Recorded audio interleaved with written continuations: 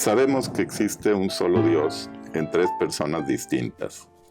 Así que para iniciar nuestro recorrido, iniciaremos por la unidad, o sea, por la divinidad. El único Dios ha dado el ser a las divinas personas. ¿Qué tal, amigos? ¿Cómo están? Programa Diálogos Divinos.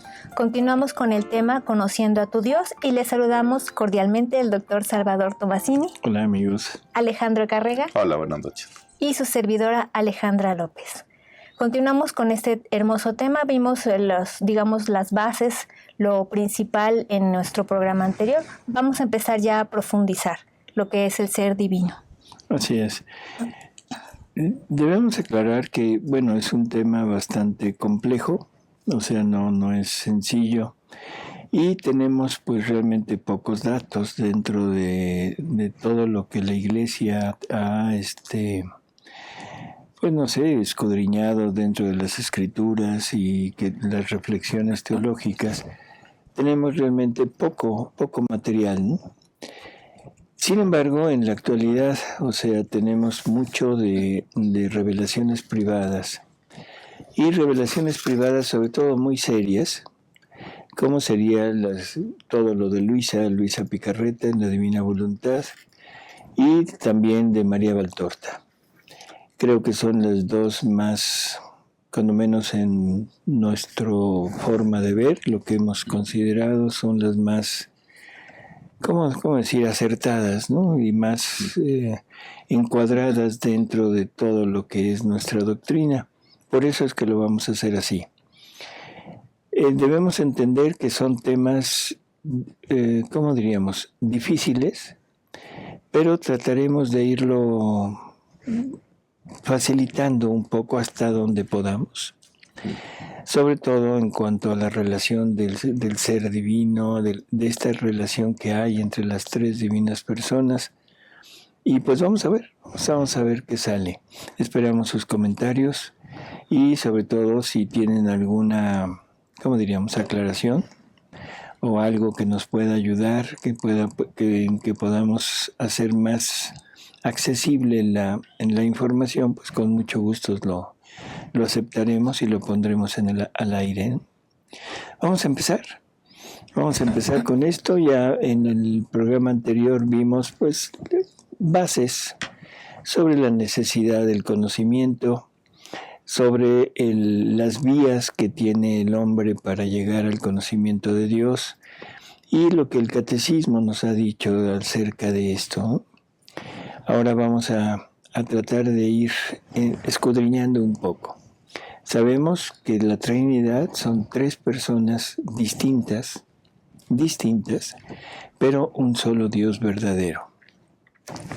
Esto de entrada nos pone en problemas, ¿no? Porque hablar de un solo Dios verdadero en tres personas distintas como que ya no encuadra dentro de nuestra vida habitual. Sin embargo, este es el punto, son tres personas, Padre, Hijo, Espíritu Santo, en que todos son igual totalmente, casi totalmente. Esto es una de las cosas que yo primero quisiera aclarar. Se nos dice que el Padre, el Hijo y el Espíritu Santo son exactamente iguales. Son iguales en cuanto a potencia, en cuanto a omnividencia, en cuanto a divinidad, en fin, todo. Pero son distintos en cuanto a acciones. O sea, el Padre el Padre es el que genera. El Hijo no genera, el Hijo es generado. ¿Sí? O sea, la paternidad la tiene el Padre y el Hijo nunca podrá apropiarse la paternidad. Siempre será Hijo. El Espíritu Santo ni es Padre ni es Hijo, él procede de los movimientos de ellos dos. O sea que en realidad estamos hablando más que de diferencia de persona, estamos hablando también de diferencia de acciones, ¿sí? Así que vamos a entrar en este terreno, diferentes acciones de las tres divinas personas. Sin embargo, esas tres acciones es la única acción del Dios verdadero. O sea, no es que sean tres acciones del Dios verdadero, sino es una sola acción pero que para poderse llevar a cabo, se lleva a cabo a través de 3 personas distintas. Y esto también nos confunde un poco. ¿Cuál es la acción de la divinidad? O sea, ¿cuál sería el punto central del único Dios? ¿Qué acción tiene el único Dios? Siguiendo la definición de San Juan, nos dice que Dios es amor. ¿Sí? Dios es amor, por lo tanto, la única acción de Dios es amar. Y sabemos que el amar en Dios es un darse continuamente. Pero es un darse, no dar. No es que dé cosas de Él o algo que Él nos pueda dar, participación de algo de Él, sino que se quiere dar en totalidad. Sí, la Trinidad es como para que la acción sea de ida y vuelta. ¿Sí? Así es, exactamente. O sea, es un dar y regresar, porque esa es una de las... No es fácil hablar de necesidad, o sea, entender que cuando hablamos de Dios y decimos necesidad, inmediatamente salta, o sea, a la vista que Dios no tiene necesidad de nada ni de nadie, ¿no? Pero el amor, o sea, la naturaleza del amor, requiere de una retribución, requiere de una correspondencia. O sea que es una necesidad del amor, primero el darse, pero al tiempo que se da también desea recibir, desea esa correspondencia. Y vamos a irlo planteando ahorita así muy en forma general. El Padre genera, o sea, él genera al Hijo. ¿Qué es lo que sucede en ese generar? Le está dando al Hijo, se está, no sé cómo decirlo, o sea, perdón las palabras, duplicando. Está poniéndose todo Él en el Hijo.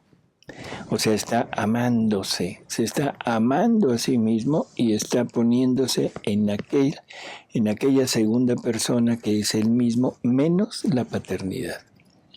¿Qué le está dando el Padre? Todo su ser, su divinidad, su vida divina, su voluntad, sus atributos, todo. Pero también le da un plan. ¿Sí? Es un plan, la divinidad tiene un plan, y ese plan es lo que hemos hablado ya en muchas ocasiones. O sea, es crear seres semejantes a Él para poder entablar una relación de amor entre Él y esas criaturas. Entonces, esa es la idea, ese es el fundamento de todo. El Hijo recibe todo esto, recibe todo lo que el Padre le da, pero también recibe este plan. Entonces ahora Él es el encargado de llevar a cabo todo ese plan. Adelantándonos un poco, pero bueno, necesitamos encajarlo ahorita en esta pequeña explicación.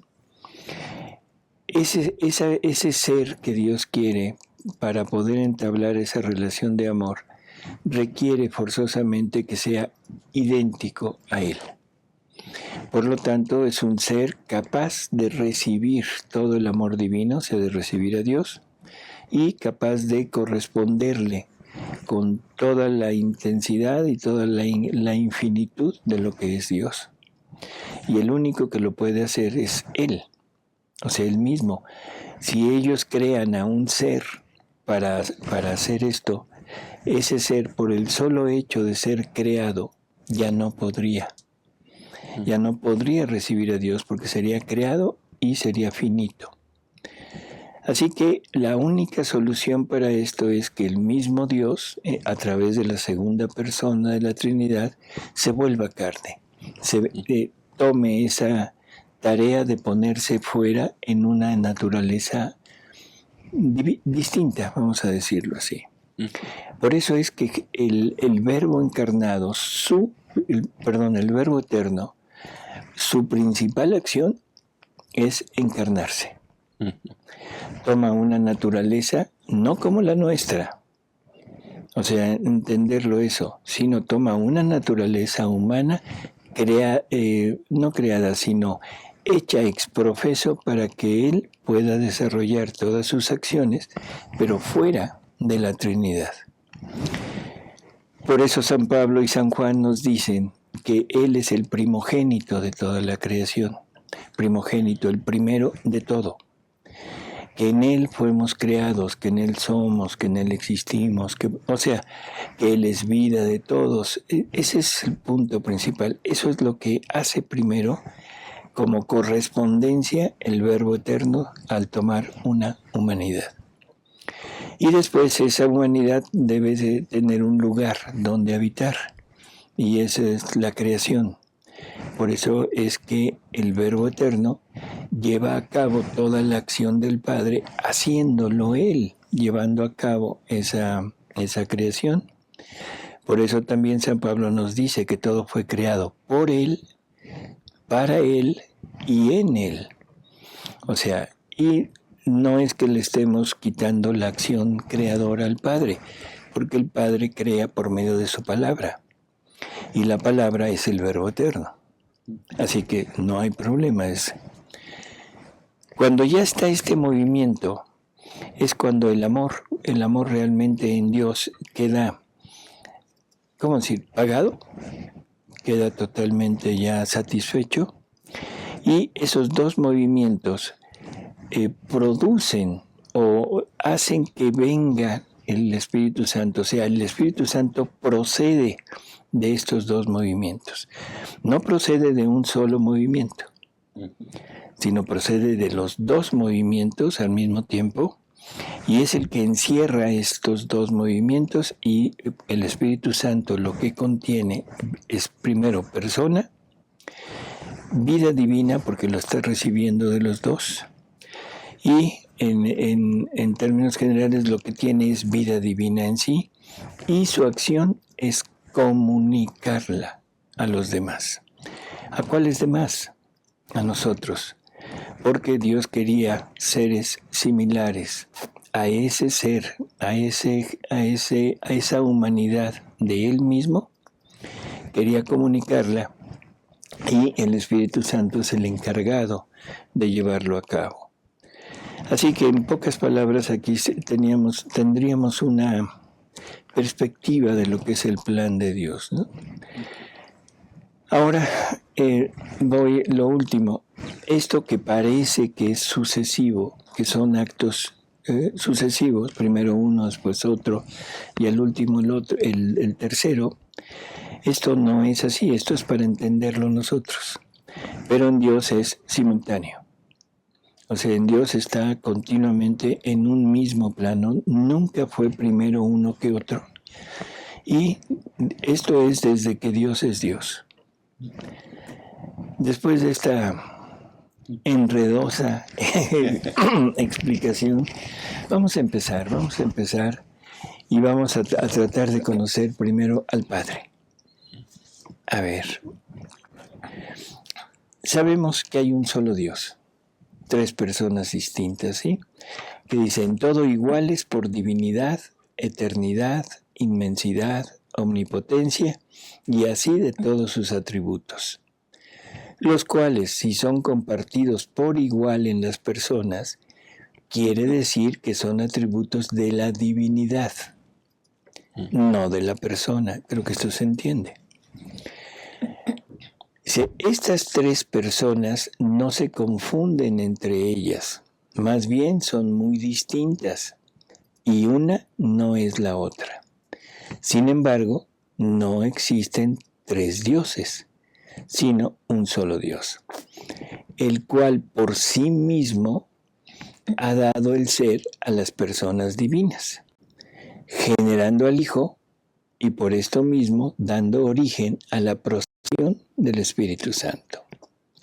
Curioso, nos habla de generación y de procedencia, pero no menciona para nada a la primera persona, que es la persona del Padre.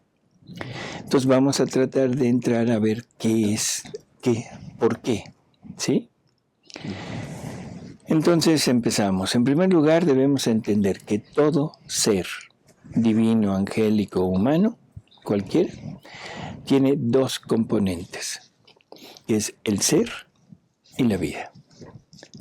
Vamos a ver, ¿no? ¿Qué es la vida? Bueno, según el diccionario de la Real Academia Española, define como vida la fuerza o actividad interna sustancial mediante la que obra el ser que la posee. Hay otra definición que es estado de actividad de los seres orgánicos. Uh-huh. O sea, que nos está diciendo que es aquello que tiene la capacidad de mover al ser, ¿sí? O sea, mover al ser en totalidad, ¿no? Esta parte, o sea, que nos dice el diccionario, prácticamente va en acuerdo con algo que nos dice Jesús a través de Luisa, ¿no? Uh-huh. Vamos a ver qué nos dice Jesús. En el volumen 11, la lectura 85 dice: mi vida está compuesta de santidad, de amor, de sabiduría, de potencia, etc. Pero el motor de todo es mi voluntad. Ojo, ya nos está poniendo, no nos lo deja nada más como una energía, ¿sí? Como algo que una fuerza, sino ya le está dando un nombre y lo está puntualizando. Es la voluntad la que mueve todo ese ser divino. Pero hay otras lecturas, ¿no?, de Luisa. Dice: hija mía, la vida humana está compuesta de alma y cuerpo, de miembros distintos el uno del otro. Pero ¿quién es el movimiento primario de esta vida? La voluntad. Así que si belleza, dote, valor, ingenio posee, se debe atribuir al movimiento de orden que tiene la voluntad sobre la vida humana. Este es otro punto que es importante para nosotros, porque así es como actuamos, está hablando de nosotros, ¿no? No solo es eso algo que nos mueve, sino también es lo que nos ordena. O sea, nos va poniendo en orden. Si se fijaron lo que dice, se debe atribuir al...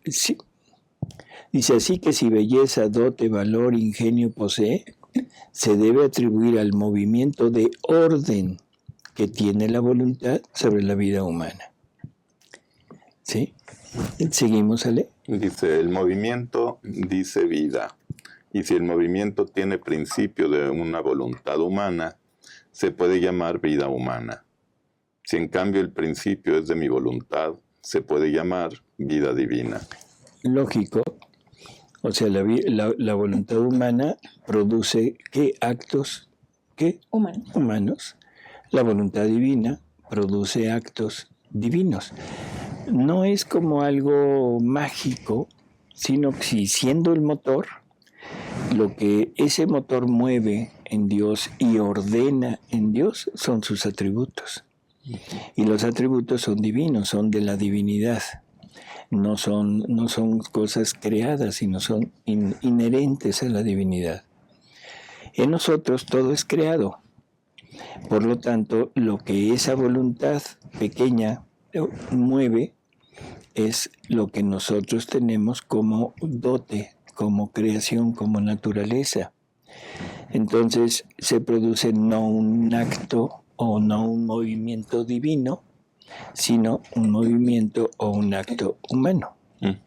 Y el conjunto de esos movimientos pues va conformando lo que es la vida. ¿Sí? Esto que leí es del 32-24 de septiembre 17, 1933. A ver, seguimos. Así como el ser humano tiene su vida, sus miembros distintos, sus cualidades, así nuestro Ser Supremo tiene sus cualidades purísimas, no materiales. Que eso es lo que decíamos hace un momento. Porque en nosotros no existe materia que forme nuestra vida. Unidas juntas, santidad, potencia, amor, luz, bondad, sabiduría, omnividencia de todo, inmensidad, etc., forman nuestra vida divina. Pero ¿quién constituye el movimiento? ¿Quién regula? ¿Quién desarrolla con un movimiento incesante y eterno todas nuestras cualidades divinas? nuestra voluntad. Ella es el motor, la dirigente que da a cada una de nuestras cualidades la vida obrante. Así que si no fuese por nuestra voluntad, nuestra potencia estaría sin ejercicio, nuestro amor sin amar, y así de todo lo demás. Creo que aquí lo definió muy claro, ¿no? O sea, todo lo que Él es, todo lo que Él contiene, lo mueve su voluntad. Es la misma fecha que dio Alejandro. Y es la misma fecha que se leyó. Sí. Y lo que movería la voluntad humana no es voluntad de Dios. Aquí nosotros tenemos atributos que fueron puestos por Dios, ¿no? Sí. O sea, tenemos una inteligencia, tenemos sentimientos, tenemos cosas materiales, tenemos también instintos. Esto es algo importante. Dios no tiene instintos, ¿sí? La voluntad humana debería de ordenar, como vimos hace un momento, todo lo nuestro.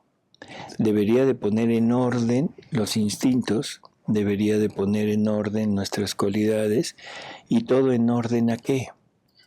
A la voluntad divina. A la voluntad divina, en orden a Dios. O sea, nuestra voluntad nos debería de servir para irnos ordenando, para que ordenáramos todo en función de Dios. Esto lo hemos ya visto en otras partes, esa libertad que Dios le dio al hombre para aceptar o rechazar su vida divina que quería compartir con nosotros. Pero en fin, o sea, es eso, pero en realidad lo que nos está diciendo es que la voluntad es el motor, ese algo, ¿qué pondríamos? Esa potencia en que mueve todo lo de Dios, mueve todo lo del hombre, ordena. Lo de Dios no lo tiene que ordenar. O sea, Dios no tiene que ordenar sus atributos hacia Dios. O sea, Él es, ¿sí? Nosotros somos los que deberíamos de ordenarnos hacia Él. Es como en un programa de computadora que funciona perfectamente, pero la voluntad humana sería como el virus que hace que empiece a fallar todo, ¿no? Bueno, ya nos dijo virus. Pero sí, así es. Entonces, bueno, si entendemos que la vida es el conjunto de actos, o sea, donde hay actos hay vida, y el conjunto de actos es lo que va conformando nuestra vida. Por lo tanto, la voluntad y la vida divina podríamos decir que están en una íntima relación, porque nuestros actos que van conformando nuestra vida están motivados, ordenados y producidos por nuestra voluntad. De alguna manera podemos decir que mi vida podría ser lo que mi voluntad está llevando a cabo, ¿no? Así que bueno, esto más o menos está semblanteado, y sigue la interrogante. O sea, ¿por qué en la definición que nos dieron de que la divinidad da el ser a las dos divinas personas, generando y procediendo, pero todavía no nos ha dicho nada del Padre, ¿no? Hay pequeñas lecturas que vamos a ver. Está el volumen 33 en la lectura 36, abril 12 de 1935. Dice Jesús: no hay voluntad que no posea su vida, por medio de la cual desarrolla su bondad, su potencia, su santidad, la plenitud de su amor. La vida es la manifestación de la voluntad que posee, es el vestido que la cubre, es el sonido de su voz, es la narradora de sus maravillas, de su infinitud, de su potencia. No hay voluntad que no posea su vida. En este sentido, Jesús lo está poniendo en cuanto a el ser a través del cual esa voluntad puede desarrollar todas sus acciones. Creo que es fácil entenderlo si lo ponemos en nosotros. Nuestra voluntad nos puede mover, por ejemplo, a caminar. ¿sí? Pero si yo tengo un defecto en mi sistema muscular, o en mi sistema óseo, en mi sistema nervioso, no puedo caminar, ¿sí? Si hay una persona invidente, o sea, aunque la voluntad quiera ver, no puede ver porque hay una falla en la parte operativa. A eso se refiere. La voluntad requiere de una vida, o sea, de un ser que le permita desarrollar todo lo que ella contiene. O sea, nosotros sería un ser perfecto, sano, sin ninguna deficiencia, en que nuestra voluntad podría llevar a cabo todas sus funciones, ¿sí? Tendría eso. Lo mismo es en Dios. O sea, la divina voluntad necesita un ser, una vida a través de la cual poder desarrollar todo lo que es. Y ahorita vamos a seguir, vamos a ver. Sí. En el libro 21, en el lectura 9, marzo 22, 1927, dice Jesús: cierto, hija mía, no hay voluntad, ni hay voz, si no está la persona que la emite. Bueno, esto va en concordancia con otra lectura que necesitamos entender, que es la... Sí está ahí, ¿no? La 3426.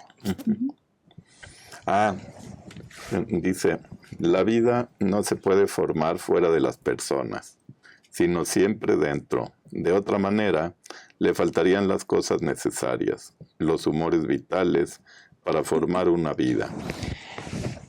Esto es totalmente así esclarecedor.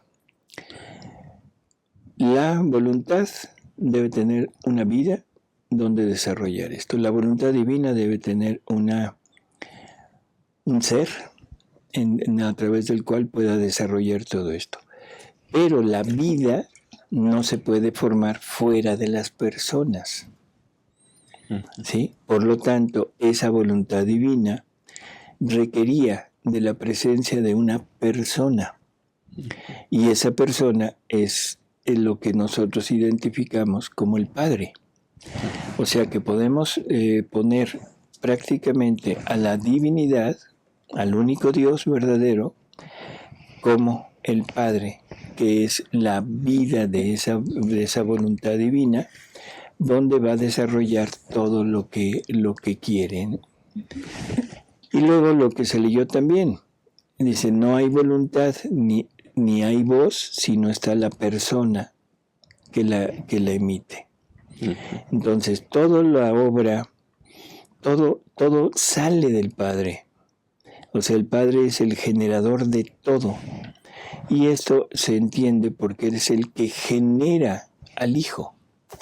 Ese es el primer movimiento de Dios, que como dijimos es simultáneo, pero para entender, la primera obra de Dios es generar a su Hijo. Y en ese generar está todo. O sea que el Padre es el generador de todo. Entonces, ¿podríamos pensar que el Padre necesitaba la presencia del Hijo?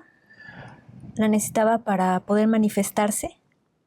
Así es, o sea, Santo Tomás de Aquino nos dice que el primer movimiento de Dios fue conocerse. Y inmediatamente después se expresa. ¿Sí? Bueno, cada vez que nosotros conocemos algo, conozco algo de mí, en el momento que lo estoy conociendo, simultáneamente lo estoy expresando, porque ahora ya sé lo que soy. No son dos movimientos distintos, sino es el mismo. Me conozco y en ese momento, aunque no lo diga, o sea, porque nosotros expresarlo lo relacionamos con la palabra, aunque no lo diga, estoy expresando lo que estoy conociendo. Y esa expresión es el Hijo. O sea, es la palabra, ¿sí? La segunda persona de la Trinidad. O sea, eso de que necesitaba, yo diría que más bien era era natural, era ¿cómo decir?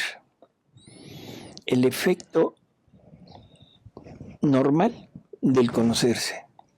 No se podría conocer sin expresarse. Y esto es dicho por Santo Tomás de Aquino, ¿no? En esta forma. Sí. Como nosotros lo vemos, o sea, no lo ponemos como conocer, sino simplemente Él es. Y ahora, o sea, Él lo expresa a través de generar al Hijo para tenerse todo allá, menos la paternidad.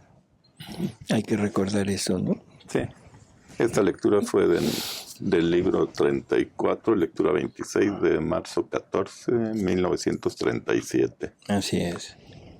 Bueno, si tomamos ya estas últimas lecturas, estas últimas citas que hemos visto, vamos a entender que la vida divina, que es el conjunto de todos los atributos de Él, movido todo por su voluntad, no se podría haber desarrollado fuera de una persona. O sea, forzosamente necesitaba la presencia de una persona para desarrollar todo. Por lo que la divinidad una, o sea, el único Dios, toma o se forma una persona para poder desarrollar todas sus acciones. Y esta persona es la del Padre, siendo ella la causa de que todo lo que Dios ha realizado ha salido de Él, considerándolo, por tanto, como aquel a quien hay que dirigirse y al Creador de todo. Por eso al Padre se le asigna la obra de la creación, porque de Él sale todo, ¿sí? Pero sí entender que no podría haberse desarrollado nada, que los atributos de Dios no podrían haber salido si no hubiera tenido una persona donde formar su vida y que de ahí pudiera salir, según la revelación que nos hace Jesús en los escritos de Luisa. Por lo tanto, el Padre ya lo tenemos ubicado. El Padre es la persona que la divinidad toma para poder empezar a llevar a cabo sus actos. Y por eso es que todo lo de la divinidad que ha decidido sacar, lo saca a través de la persona del Padre. Por eso el Padre es el Creador, porque de Él sale todo.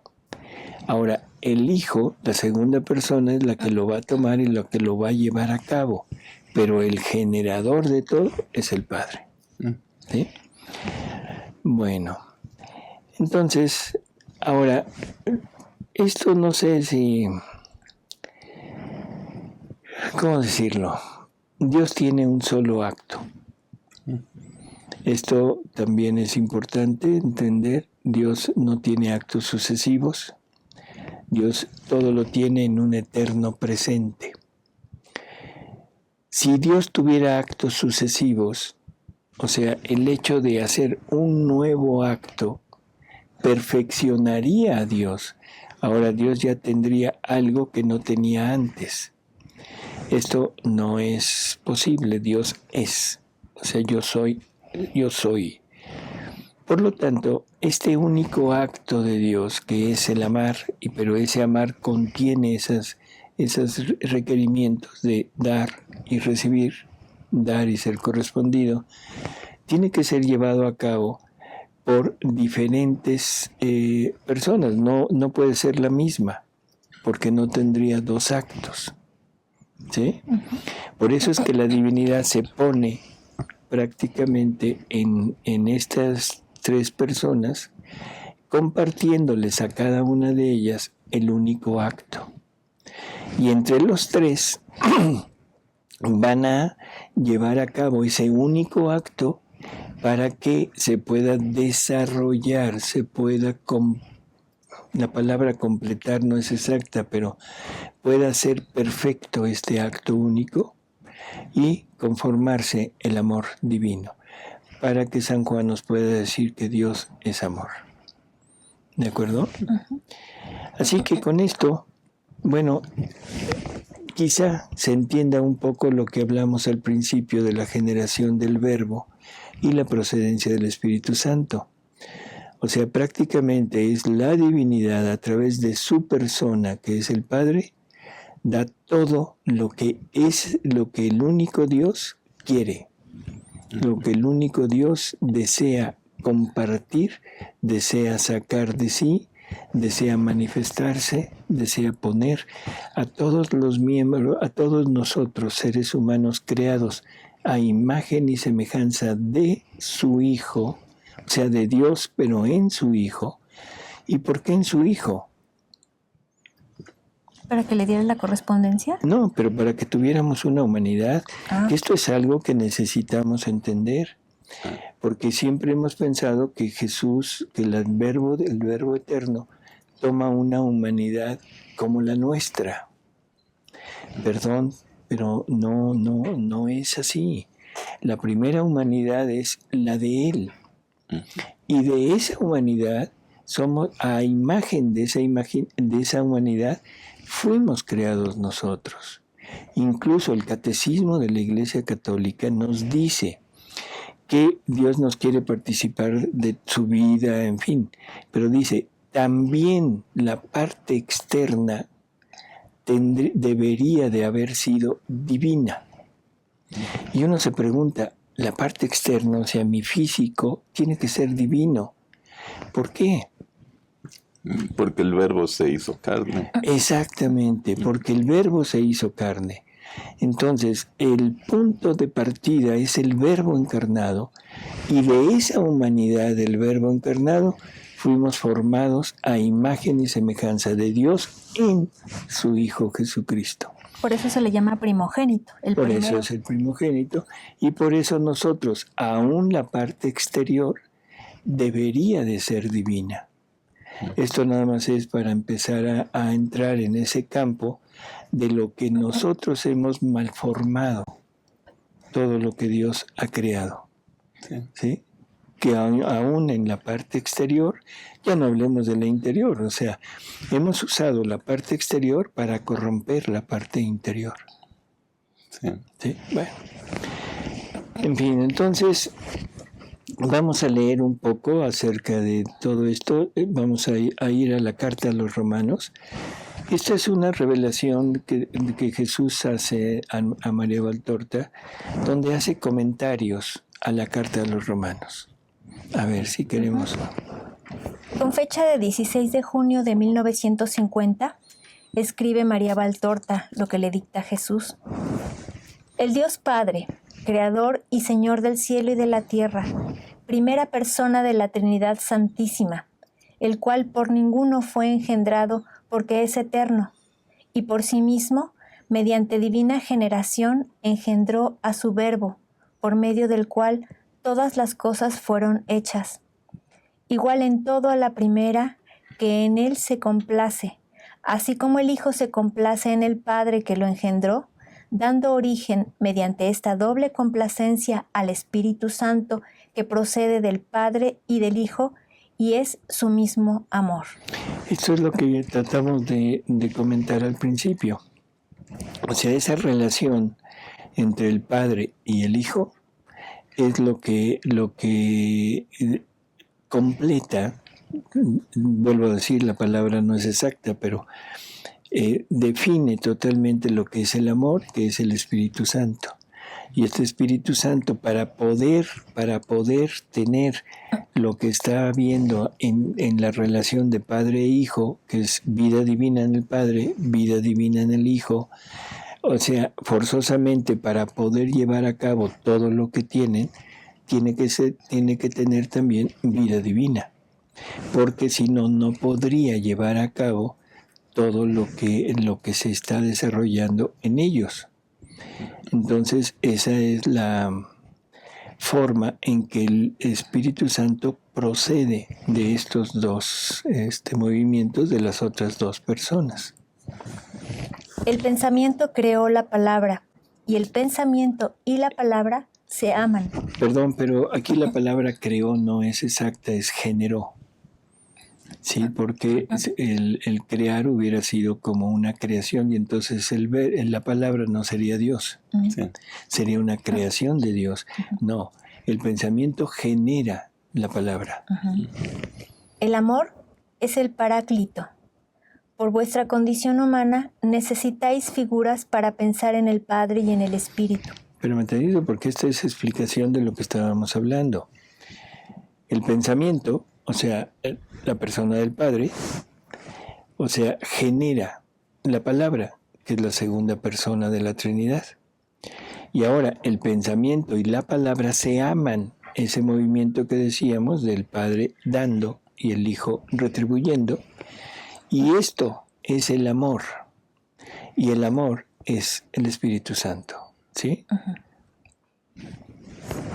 Seres incorpóreos de infinita belleza, pero que vosotros no concebís con vuestros sentidos humanos. Tanto es así que difícilmente os dirigís a ellos con toda la plenitud del pensamiento, para invocarles, como me invocáis a mí, que me pensáis como hombre Dios. No comprendéis por ello ni siquiera, lejanamente, el incomparable misterio de nuestra Trinidad. Para pensar en Dios, no hay que hacer comparaciones con seres creados. Dios no se compara. Él es. En el ser está todo, pero el ser no tiene cuerpo, y el ser eterno no tiene cuerpo. Es interesante, ¿no? Interesante y a veces como confuso, pero bueno, creo que se entiende. Lo que está diciendo es, nosotros podemos tener un contacto intelectual y visual con Jesús, porque segunda persona de la Trinidad hecha hombre. Entonces lo relacionamos perfectamente con nosotros. A veces nos confunde un poco porque como que no entendemos que la divinidad sea hombre. ¿Sí? Pero en fin. Pero cuando hablamos del Padre y cuando hablamos del Espíritu Santo, no tenemos ese punto de referencia. Y entonces nos cuesta mucho trabajo dirigirnos a ellos, ¿sí? Bueno, las partes que hemos entendido es, por ejemplo, el Padre, por ser el antiguo, por ser el más, no sé, como el más, el inicio de todo, se representa como una persona ya de la tercera o cuarta edad, o sea, un anciano, el anciano de pocos días. Y al Espíritu Santo, o sea, como es algo etéreo y como en el Génesis dice que el Espíritu de Dios revoloteaba sobre todo lo creado, aquel amasijo que había de cosas creadas, lo hemos imaginado como una paloma. Por aquella visión que tiene San Juan Evangelista, Bautista, de Jesús, que después de salir en el momento de ser bautizado, él ve al Espíritu Santo en forma de paloma que desciende y se posa sobre Jesús. Pero no tenemos una relación, una manifestación exacta de él, ¿no? También como lenguas de fuego, ¿no? Como lenguas de fuego en Pentecostés, así es. Tenemos nociones así raras y por eso Jesús aquí nos dice que no hay que hacer comparaciones, ¿sí?, con seres creados. Dios no se compara con nada. Él es. ¿Qué es eso? No sabe. O sea, yo soy. Listo. A Jesús sí lo podemos mirar a los ojos, pero si no hubiera venido Jesús, pues no habría forma de tener una relación con Dios. Por eso es que... ¿Para dónde voltear? Así es. En el Antiguo Testamento, o sea, incluso el mencionar el nombre de Dios, pues no se permitía. Por eso, no me acuerdo, creo que fue Isaías, ¿no?, quien se esconde en una cueva y cuando sabe que Dios está pasando, se cubre para no verlo. En fin, hay cosas que no tenemos esa facilidad. Sí. Ni tampoco de de comparación, porque solo podemos comparar con cosas que conocemos. Así es. Bueno, pues entonces vamos a quedarnos aquí, vamos a quedarnos en este punto, y en el próximo programa pues empezaremos a ver algo de lo que Jesús nos dice que es Dios, con qué lo podemos ubicar, no comparar, sino ubicar, ¿no? Un poquito.